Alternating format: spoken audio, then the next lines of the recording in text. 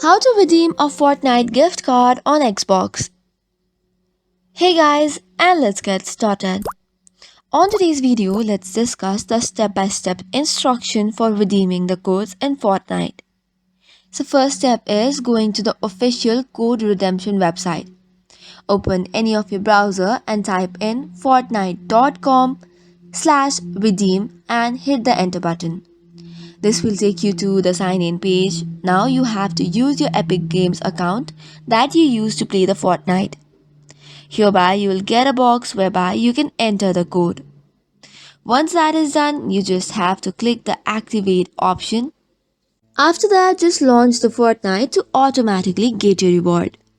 You will know a code has been successfully redeemed if when your next launch Fortnite, as a pop-up reward screen will appear. If you are logged out of Fortnite while redeeming a code and don't see it on the locker, you have to exit the game and log in again.